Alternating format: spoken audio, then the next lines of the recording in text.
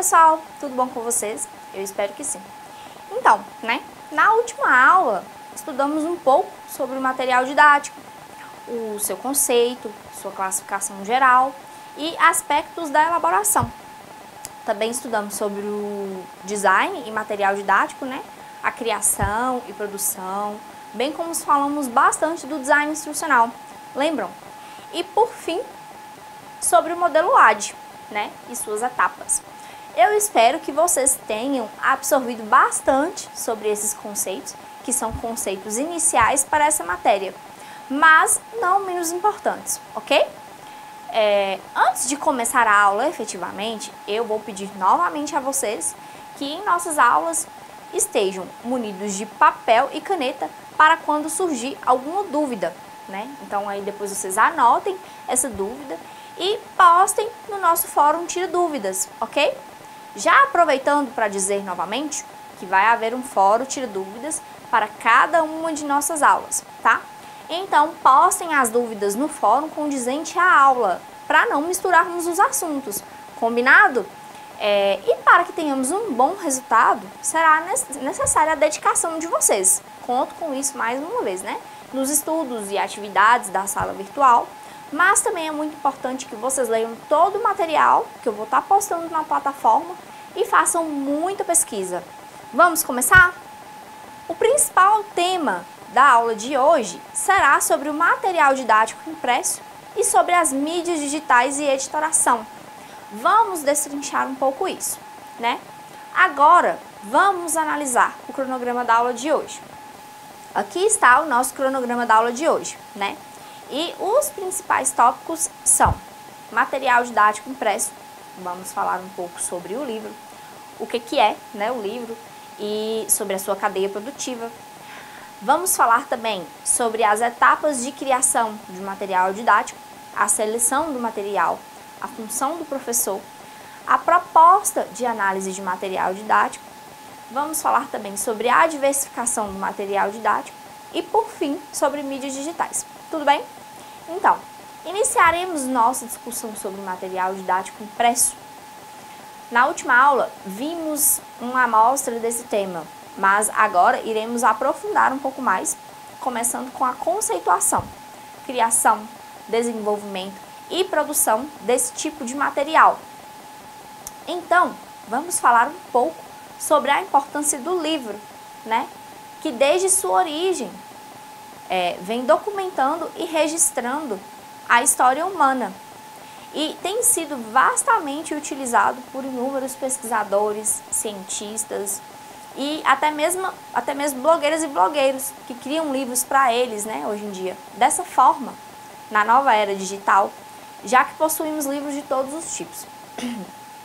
O mais interessante é que a história do livro sempre esteve relacionada à tecnologia, A cada invenção feita por cientistas da época, tudo era registrado em livros. E, com a invenção da imprensa, no século XV, destinada à circulação, serviu de registro e, sendo produzido em papel, tornou-se de grande portabilidade, destacando-se como meio de informação na sociedade humana. É claro que os livros digitais tomaram conta do mercado atual. Iremos falar sobre isso mais à frente. Vamos lá? Então, no século XXI, com o avanço da tecnologia e o advento das comunicações mediadas por computador com o uso da internet, muitos historiadores se posicionaram reafirmando o papel do livro como salvaguarda na memória humana.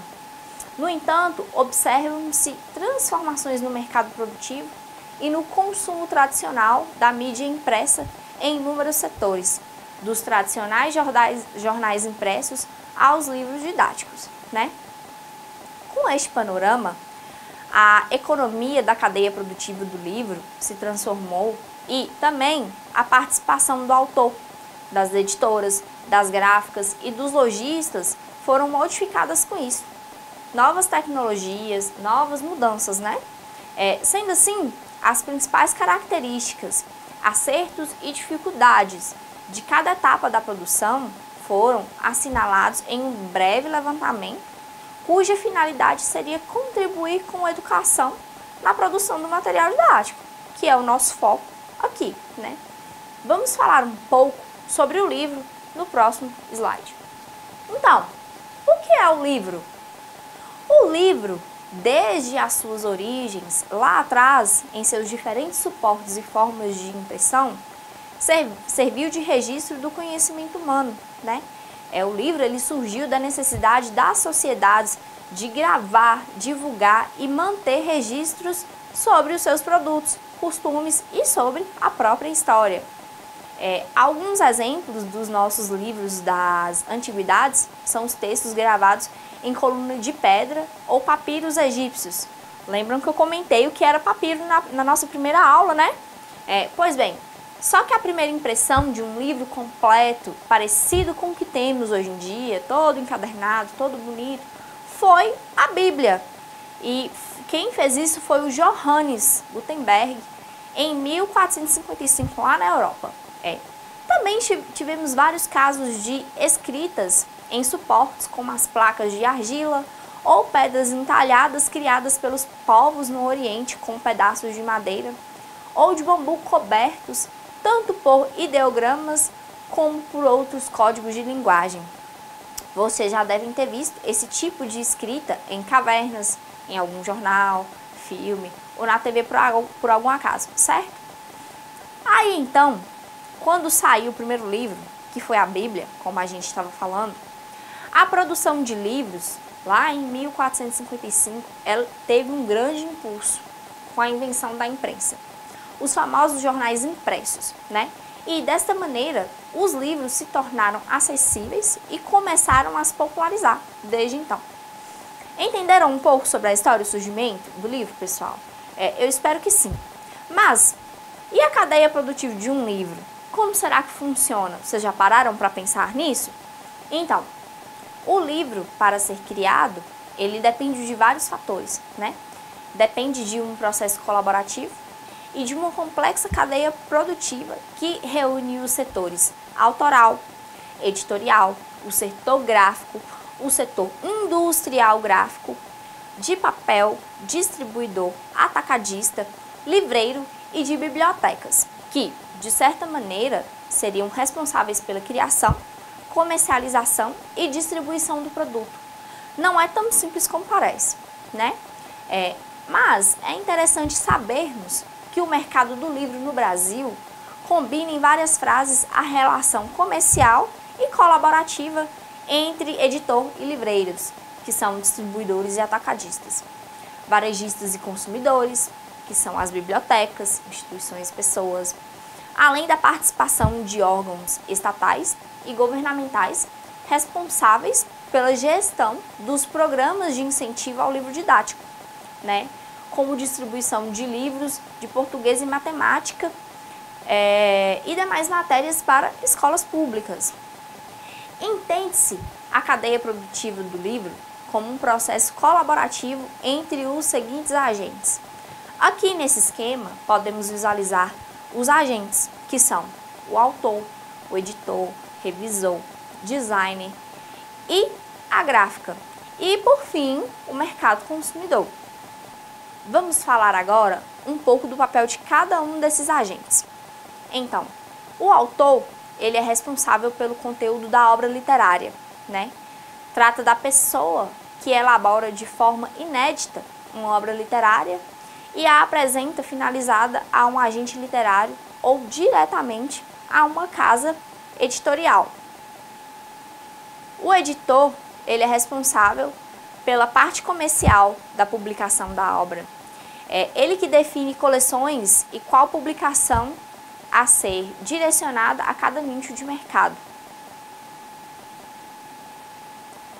O revisor e equipes técnicas são os profissionais que atuam na concepção e criação da obra, na correção ortográfica e gramatical, que geralmente são especialistas ou consultores da área de produção editorial. O design, fotógrafos e ilustradores são responsáveis pelo projeto físico do livro, a criação, a composição visual, imagens, diagramação. Podemos dizer que eles são responsáveis pela parte artística. A gráfica e a equipe de produção, ela é responsável pela impressão e acabamentos do livro. E a logística e varejo faz toda a distribuição, divulgação, vendas e atendimento ao mercado consumidor. Então, pessoal, deu para entender bem o papel de cada agente da cadeia produtiva do livro? Espero que sim. Agora vamos falar um pouco sobre as etapas de produção, tá? Como vimos, o processo colaborativo do mercado de livros implica na ação conjunta de vários profissionais. Um livro ou um tipo de material impresso precisa seguir uma metodologia para a sua produção, né? Já no gerenciamento de equipes e dos processos de produção, será preciso resolver problemas como controle de tarefas, custos e prazos que surgem em um caminho crítico explorado no cronograma de produção. Algumas sugestões de acompanhamentos dos trabalhos com fichas e tabelas podem resolver pequenas dificuldades no gerenciamento de equipes e de processos, né? Vamos olhar um esquema aqui no próximo slide. Este esquema didático mostra uma das formas de desenvolvimento do processo colaborativo no mercado do livro sugerida pelo design Haslam em 2007, que é editora, autor, editora, design, produção, impressão, distribuição e varejo. Esse esquema ele pode ser considerado uma ficha de fluxo para a produção de livros, no qual mostra as suas etapas para a produção, né? Essas etapas, elas podem ser acompanhadas de diversas formas. Um exemplo é em uma ficha de fluxo de produção de material didático. Esse tipo de documento ou ficha de acompanhamento pode ser criada para gerenciar o trabalho de pequenas equipes de produção. Pode-se usar também o quê? Uma suposição para entender a ficha de fluxo de produção de material didático. Por exemplo, em uma instituição, a Secretaria das Escolas de Ensino Fundamental disponibiliza o projeto político-pedagógico, as disciplinas, emendas e carga horária, né? Acompanhados pela planilha com o total de alunos por ano e por escola, além das referências da legislação educacional. A relação entre as responsáveis e o fluxo de trabalho nas diferentes etapas pode ser analisada com a ajuda de um esquema didático. Então, vamos ver outro exemplo no próximo slide agora. Então, aqui podemos visualizar que neste esquema contém as escolas de ensino fundamental, no qual possuem um projeto político-pedagógico que estão contidas as disciplinas, né? Emendas e carga horária. Temos também o autor, uma das partes mais importantes, já que ele é o personagem principal para a criação do material nesse caso específico. Esse autor, ele deve estar a par do projeto pedagógico, além de estar alinhado com o editor, a equipe de revisão, diagramação e gráfica. Assim, então, surge o material didático, que também deve estar de acordo com a escola onde será aplicado, o ano que será utilizado, a turma que utilizará o material e, por consequência, os alunos, né? O material didático tradicional impresso ainda tem sido mais usado na educação, como vimos na última aula, seja presencial ou à distância. Muitos concordam com as justificativas, pois dizem ser de fácil manuseio e portabilidade. Não necessita de um aparelho para mediar a leitura e o próprio material impresso, por si só, já basta, né? O material didático impresso continua a atender às expectativas dos docentes e discentes. Então, tem se encarado muito o livro como produto, principalmente algumas editoras. Com isso, elas se antecipam na criação, no conceito e nas ideias para o lançamento de coleções, né? No caso específico do livro didático, muitas vezes há alterações na legislação educacional. E com isso obriga as editoras a renovarem os seus catálogos para atender à demanda do mercado consumidor. Além do mais, a produção de material didático diversificado em coleções e séries tem sido cada vez mais comum. Alguns exemplos são os cadernos para professores, alunos e coordenadores, para cada etapa da educação, e também em várias mídias complementares. Não existe um consenso quanto ao uso de metodologias de produção de materiais didáticos ou livros entre esses autores, revisores, designers, equipe técnica e de produção.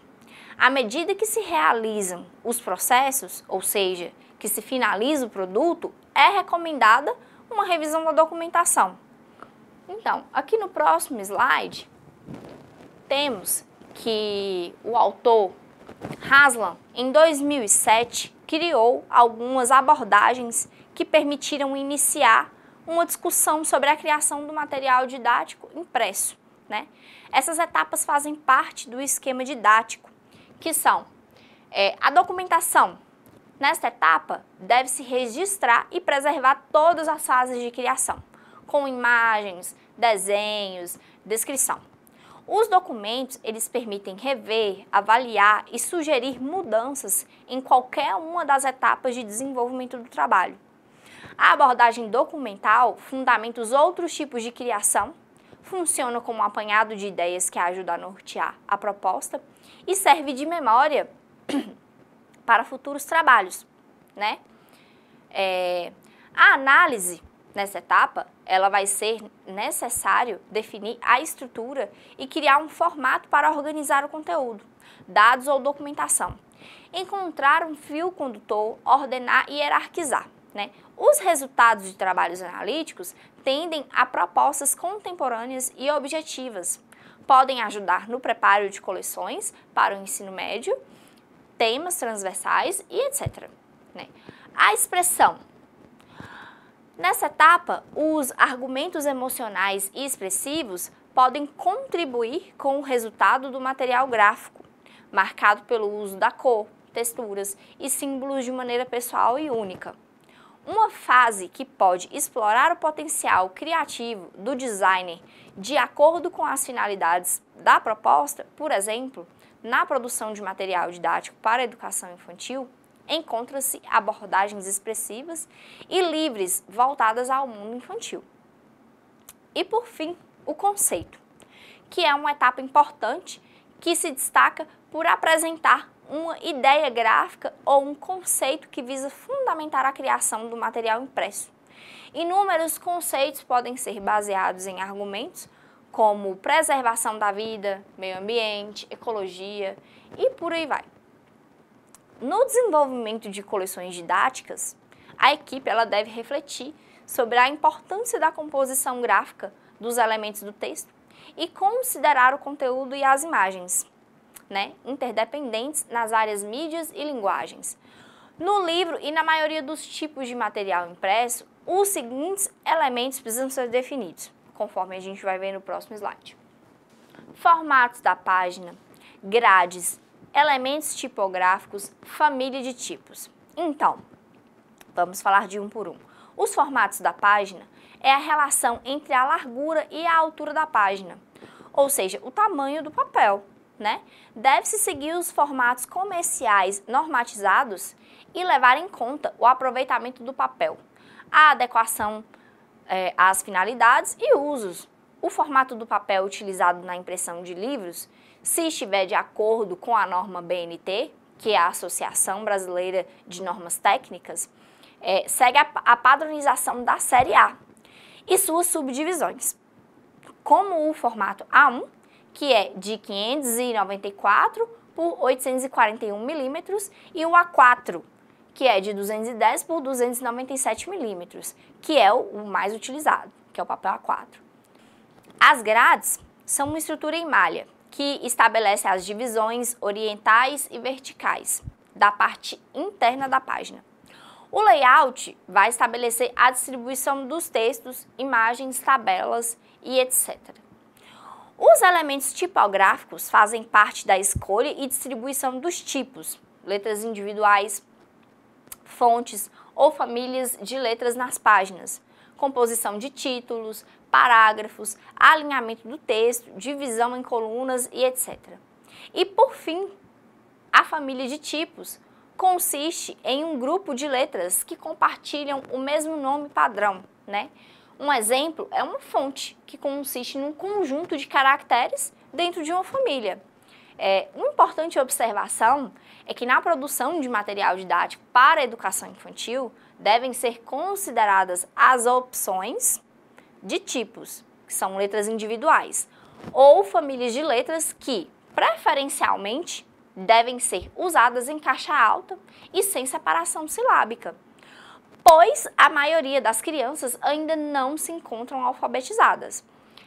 O material desenvolvido para a educação de jovens e adultos pode optar por tamanho de fonte maior, ou seja, o uso de fonte 14, por exemplo, se for necessário para atender pessoas com problemas visuais. Muitos autores defendem a importância da imagem e ressaltam que as imagens detêm grande poder de sedução e de síntese informativa, né? Elas ajudam a garantir que o conteúdo seja compreendido, embora tenham o caráter de uma mensagem aberta. A imagem também ajuda a chamar a atenção para o assunto discutido no material. Há quem diga que a imagem é mais fácil de ser fixada do que apenas o texto. Vocês concordam com isso? Então, o livro e também a maioria do material didático impresso utiliza a divisão do conteúdo textual por capítulos, títulos, incluindo índices, paginação, citações, notas, legendas, glossários, anexos e etc. A estrutura dos itens tem função específica dentro do layout, distribui a informação e serve como guia para o leitor. Então agora, vamos falar sobre a relação entre tipografia e imagem, né? As imagens utilizadas em relação aos textos na composição gráfica e, genericamente, dominadas de ilustrações, podem ser divididas em quadros, gráficos, tabelas e etc. Mapas, plantas, projeções, informações cartográficas, diagramas sequenciais, tipo de árvore, storyboard, roteiros, quadrinhos, tiras gráficas e etc. Fotografias, imagens de obras artísticas e etc. A diversificação dos materiais curriculares apresenta um aspecto favorável para que cada professor possa elaborar seu próprio projeto de ensino, de acordo com a sua realidade educacional e seu perfil profissional. Com isso, são sintetizados os seguintes procedimentos de análise e seleção do material, que vai ser identificar os objetivos educacionais, verificar quais conteúdos serão trabalhados, verificar a sequência das atividades propostas e seu papel para atingir uma aprendizagem significativa e estabelecer o grau de adaptação dos conteúdos ao contexto, né? O MEC criou um guia em 2017 e, segundo ele, as funções do livro didático na educação básica devem atender simultaneamente professor e aluno. Sobre o ponto de vista do aluno, os livros e materiais não se limitam apenas a transmitir conhecimentos, ou seja, por outro lado, é importante verificar quantos e quais conteúdos foram selecionados pelo livro didático, assim como a forma que foi distribuído e organizado ao longo das unidades, né? As demais funções do material didático ditas pressupõem seu uso para o desenvolvimento de capacidades e competências. Para consolidar e avaliar conhecimentos práticos e teóricos adquiridos, além de servir de referência para informações precisas e exatas. O MEC, em 2007, também elaborou um esquema para material didático para apresentar questões que solicita ao professor a fazer uma avaliação do livro didático sobre o ponto de vista do aluno, para saber se aquele livro será adequado ao aluno ou não, né? Se o aluno conseguirá aprender com o livro escolhido. Vamos ver esse esquema que se encontra no próximo slide agora. Esquema didático e questões para avaliar o livro didático sobre o ponto de vista do aluno, de acordo com o guia do MEC 2007. Então, esse esquema nos leva aos seguintes questionamentos, né? A seleção de conteúdos, ela é adequada? A sequência com que são apresentados obedece à progressão de aprendizagem planejada por sua escola? O conjunto de conteúdos, assim como o tratamento didático dado a eles, é adequado para o aluno? E está de acordo com o currículo? A linguagem, ela é clara e precisa? O texto das explicações é acessível para os alunos? As atividades, elas se preocupam em ajudar o aluno a entender o texto das lições? Então, o livro do professor contribuiu suficientemente para o melhor uso do material? Por outro lado, o guia do MEC, ele também orienta que a avaliação do livro didático seja feita sobre o ponto de vista do professor também, e não apenas do aluno, né? Que se baseia na sua prática e na análise do próprio livro antes de se decidir. Neste caso, as funções selecionadas para análise seriam conter informação científica e geral.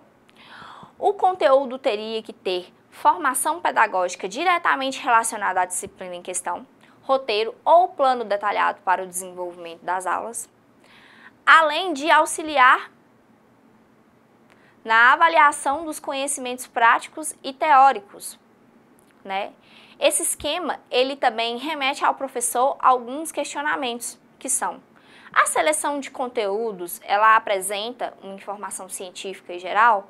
A formação pedagógica se relaciona com a disciplina? O que é e como ensinar? Apresenta orientações para a produção de roteiro ou plano detalhado de aula? Apresenta orientações para a avaliação dos conhecimentos práticos e teóricos? Então, antes da escolha, todos esses questionamentos devem ser levados em consideração. E assim como e juntamente com o MEC, a Secretaria de Educação Continuada, Alfabetização e Diversidade apresentou em 2007 uma coleção de materiais pedagógicos dirigida ao EJA, que é o ensino de jovens e adultos, para o primeiro e segundo segmentos do ensino fundamental, né? O tema da abordagem dos cadernos encontram-se no trabalho devido à sua importância no dia a dia dos alunos, jovens e adultos, e nessa etapa da vida e na educação, além de articular vários conteúdos do currículo, né? Essa coleção, ela organiza componentes e conteúdos em torno de eixos temáticos, tendo o trabalho como eixo geral integrador desses temas. O resultado esperado pelo material se caracteriza também pela flexibilidade, por possibilitar o uso independente de cada um dos conjuntos didáticos, né? Que é conforme veremos. O caderno do aluno, em 13 unidades, ele propõe uma coletânea de textos com o intuito de incentivar a leitura e pesquisa. Diversos gêneros de texto podem ser encontrados, tais como narrativas, contos e crônicas, poemas, letras de canções, textos da web, manuais de orientação, reportagens e etc. O caderno do professor, também em 13 unidades, contém sugestões e orientações de atividades distribuídas de acordo com as áreas do conhecimento. Para cada caderno do aluno, corresponde um caderno do professor. A proposta do uso do material didático prevê a necessidade de um trabalho colaborativo entre professores das disciplinas da escola e, por fim, um caderno sobre a concepção metodológica e pedagógica com uma unidade. A diversificação de recursos, mídias e produtos na área da educação, muitas vezes entendida como uma exigência do mercado, também tem sido motivada pelo desenvolvimento tecnológico, pelas tecnologias e pelas mudanças socioeconômicas e culturais, né, da sociedade contemporânea.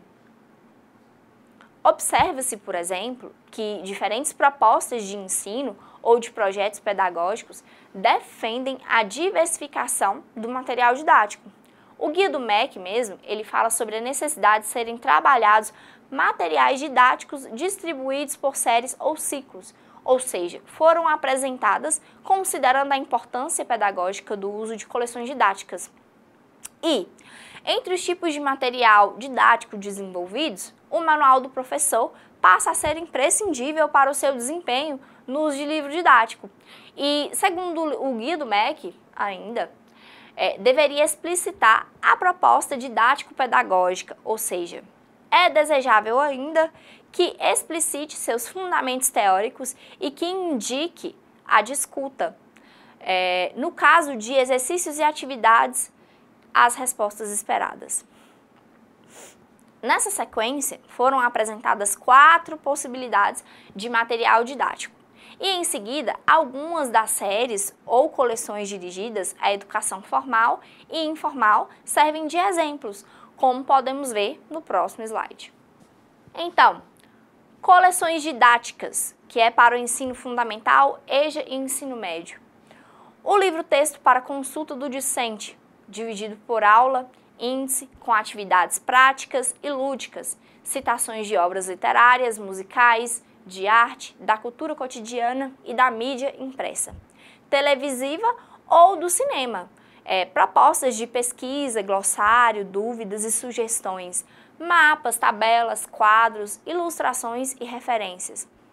Material de apoio lúdico, né? Esse material são jogos de tabuleiro, de cartas, de percurso, de recorte, montagem, colagem de imagens, alguns adesivos, álbuns de figurinha, de retrato, de coleções, papéis coloridos e etc. O caderno de atividades do professor tem um conteúdo programático ou unidades temáticas com exemplificação e roteiro das aulas. Índice, glossário, material de pesquisa e de apoio para contextualização e encaminhamento teórico-metodológico. O caderno de atividade do discente, ele contém várias atividades, orientação para a realização das atividades propostas no livro-texto, índice, glossário, atividades de pesquisa e de reforço e outras orientações pertinentes, né? Coleções didáticas para educação infantil e temas transversais. Então, nessas coleções, possui também o livro do professor, que é dividido por temas e por áreas de conhecimento, acho que já até foi citado, com atividades práticas e lúdicas, citações de obras literárias, musicais, de arte, da cultura cotidiana e da mídia impressa. Material lúdico também, né? Educação infantil e temas transversais, são jogos de tabuleiros, cartas, recorte, montagem, colagem de imagens, adesivos, álbuns de figurinhas, retratos, coleções, papéis coloridos, tudo como a gente viu lá no anterior, né? Padrões variados, tipos de papel espelhado e outros recursos gráficos e de impressão. O material de apoio para a educação básica e ensino médio, que são conjuntos de objetos, de brinquedos lúdicos e temáticos, equipamentos para exploração de campo e de ciência, recursos e tipos de materiais interativos para educação básica e ensino médio, caderno ou manual de apoio para uso de conjuntos de objetos, de brinquedos lúdicos e temáticos, equipamentos para exploração de campo e de ciência. Continuando, temos aqui o caderno do aluno, que contém várias atividades, a orientação para a realização das atividades propostas, índice, glossário, atividades de pesquisa, outras orientações pertinentes, ações educativas, educação não formal, museus de arte, mostras bienais de arte, material educativo para ensino de arte, que faz parte do âmbito da proposta de ação educativa, concepção metodológica e didática do processo educativo e tipificação do público-alvo, né? Por último, curatoria educativa que são propostas de formação de educadores ou multiplicadores, né? É a concepção e desenvolvimento da série educativa, caderno de apoio, pranchas ilustrativas, propostas de atividades educativas, DVD, endereços eletrônicos e etc. Então, pessoal, são muitas as diversificações do material didático para os diferentes níveis de ensino, certo? Espero que vocês tenham conseguido pegar bastante essa parte. De qualquer maneira, vocês terão o material que deixarei na sala virtual para tomarem de apoio, ok? Agora, vamos começar a falar sobre as mídias digitais e a editoração eletrônica. Então, pessoal, como muitos aqui já sabem, os meios de comunicação e a tecnologia, eles mudaram a maneira das pessoas interagirem umas com as outras, né? O telefone celular ou o computador conectado à internet permite acesso e troca de informações, o que não depende apenas das mídias tradicionais. Logo, a tendência é que cada vez mais haja uma conversão das mídias. Vamos dar uma olhada no próximo slide? Com isso, surgiram os elementos da editoração, que são programas e ferramentas tecnológicas, né? O uso de programas e de tecnologia na área da edição cresceu surpreendentemente nos últimos anos com a profissionalização do mercado. Faleiros, em 2002, ele relaciona os programas mais utilizados na editoração eletrônica, destacando os processadores de texto, editores gráficos, tratamento de imagens, paginadores e etc. Então, aqui, nesse próximo slide, podemos ver uma tabela, né, com os tipos de ferramentas que ele cita que são processadores de texto, editores gráficos do tipo vetorial, editores gráficos do tipo raster, editores gráficos do tipo tridimensional e edição e paginação. Os programas são Microsoft Word, o OpenOffice Writer, CorelDRAW, Adobe, Photoshop, o Maya, o InDesign, tem até muitos aqui que a gente nunca nem ouviu falar, né? Mas existe. E os fabricantes são a Microsoft, a ODF, a Corel, a Adobe, os nossos leitores de PDF, né? E a maioria são essas. As características são que os processadores de texto têm características que editor de texto com recursos para a criação e elaboração de textos e documentos, possibilita o uso de dicionários para revisão, correção ortográfica e gramatical de erros, né? Já os editores gráficos do tipo vetorial, ele permite a criação de ilustrações e logotipos. O desenho baseado em vetores mantém as características da imagem. Os editores de gráfico do tipo raster é uma edição profissional de imagens digitais e trabalhos de pré-impressão. Já os editores gráficos do tipo tridimensional é o desenvolvimento de animações, modelagem 3D e efeitos especiais para jogos e aplicativos. E por último, o desenvolvimento e diagramação, organização de páginas e volumes é a edição e paginadores, né? É o tipo de edição e paginadores. Por fim, para a produção do material didático, uma equipe de técnicos costuma trabalhar em cooperação. Cooperação do autor ao diagramador, muitas etapas precisam ser concluídas até o produto final. O uso de programas de edição facilita a realização das funções de cada membro da equipe, né? Pois o arquivo ele pode ser rapidamente visualizado e corrigido, além da facilidade de se verificar o layout e os detalhes da página, como a aplicação de índice, títulos, imagens, gráficos, tamanho da fonte e distribuição do texto. Pois bem, pessoal, chegamos ao fim da nossa aula, da nossa segunda aula, onde vimos um pouco sobre a conceituação, criação e desenvolvimento e produção do material impresso, sobre a história e a cadeia produtiva do livro, né? Isso é muito importante, as etapas de produção, os esquemas didáticos, a seleção do material didático e a função do professor. Vimos também a proposta e análise do material didático conforme as ideologias do MEC para os ensino fundamental, médio e o EJA. E por fim, os elementos de editoração, que são basicamente o nosso pacote Office e algumas demais ferramentas, certo? Eu espero que vocês tenham gostado da nossa aula de hoje. Essa disciplina, ela é bem teórica, então não se assustem com a quantidade de conceitos. E lembrando a vocês, qualquer dúvida que tiverem, podem ir lá no fórum Tira Dúvidas e fiquem à vontade, ok? Desejo a todos um bom estudo e até a próxima aula.